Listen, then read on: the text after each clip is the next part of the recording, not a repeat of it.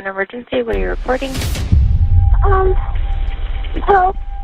This is 911. Do you have an emergency? I just went away from home because I live in a family of 15, okay? Can you hear me? And we have abusing parents. Did you hear that? Okay, how did they abuse you? Okay. They hit us, they throw us across, they like to throw us across the room.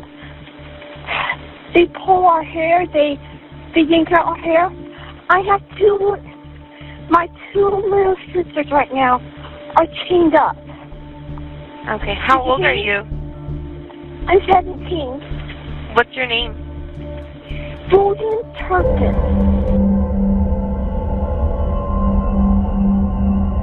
It was a cold night in January 2018 when the call came through to 911. A call that would uncover one of the darkest secrets a family could ever hide. What the dispatcher didn't know, what no one could have possibly known, was that this single call would unravel a nightmare that had been brewing for years. A family of 13 children held captive in their own home, starved, beaten, and chained. Their parents, David and Louise Turpin, hiding their twisted abuse behind closed doors. But on that night, one brave daughter, 17-year-old Jordan Turpin, was about to make the impossible escape. At first glance, David and Louise Turpin seemed like an ordinary couple. David, born in 1961, was a quiet engineer, and Louise grew up in a small town in West Virginia. Her childhood was far from perfect, chaotic and filled with pain. She longed for an escape, and when she met David, she thought she found it. David promised her love and a new life. Together they built a family, but somewhere along the way, something changed. Louise's past, her pain, her darkness, she let it consume her. Instead of protecting her children, she became their worst nightmare. But they didn't look severely malnourished. They looked healthy. They just looked small. I think she clothed them in a way that we couldn't see. To the outside world, they were the picture of happiness. But what the world didn't know was that they were building a prison for their own children, people you think you are supposed to be safe with, to protect you from the world. These very people can become the nightmare of your life. What no one knew then, but we all know now, is this pretense of at-home education was masking abuse behind closed doors. The children lived in fear of their parents, fear of punishment, fear of their own survival. They were locked into rooms, chained to their beds for days at a time, neglected and isolated from the outside world. They lived a life most could never imagine. But it wasn't just physical abuse, it was mental and emotional. David and Louise controlled everything. If the kids cried, they were punished. If they disobeyed, they faced even worse consequences. Inside the house, the children were forced to go without food for long periods. A single peanut butter sandwich a day was a luxury. The only thing worse than the hunger was the chains. Cold, hard metal that kept them trapped like animals. It's almost hard to believe, but neighbours living just metres away denied any knowledge of the unfathomable conditions those children were living in. Some children were forced to wear diapers even though they were old enough to use the bathrooms. They never got to experience the simple joys of childhood, playing outside, having friends, going to school. But there was one child who refused to let fear rule her. Jordan Turpin, only 17, made a decision that would change everything. Her bravery would be the spark that lit the fire of hope. In the dead of night, Jordan risked everything. Her life, her family, everything she knew. She crawled through a window and ran to safety. With trembling hands, she dialed 911, telling the operator the truth that had been buried for so long.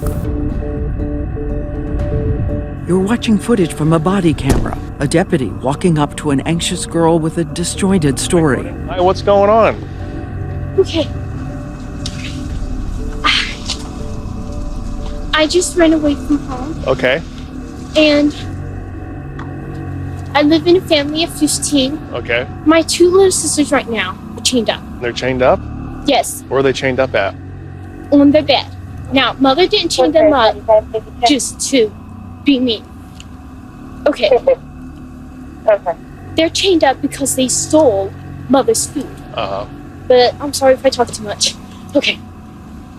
I've never talked to anybody out there, so I've never been alone with a person, so it's very hard for me to talk.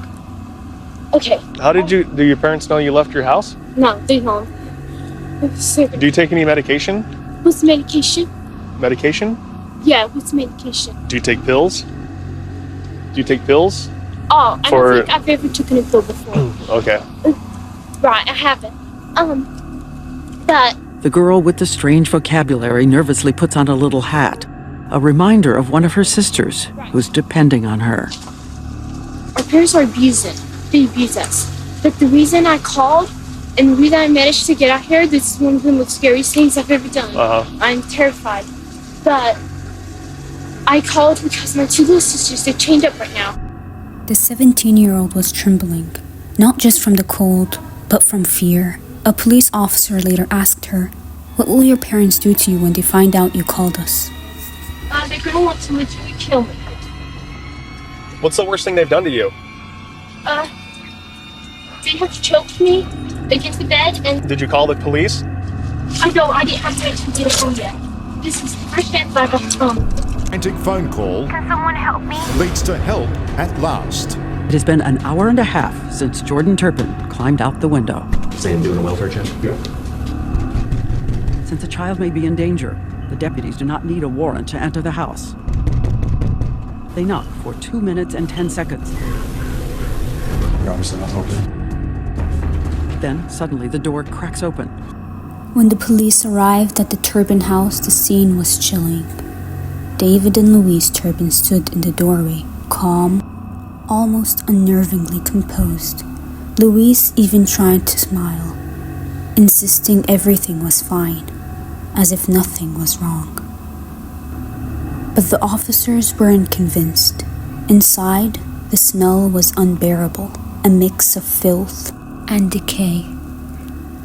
The children were pale and malnourished and terrified. Some were chained to their beds, too weak to move. Still, Louise and David insisted they were good parents, claiming it was all a misunderstanding. David and Louise Turpin were arrested and later faced trial. Their cold, emotionless behavior in court only intensified the horror of their crimes. In front of the world, their children bravely testified about the horrors they had been endured. Today, the Turpin children are free, but their journey is far from over.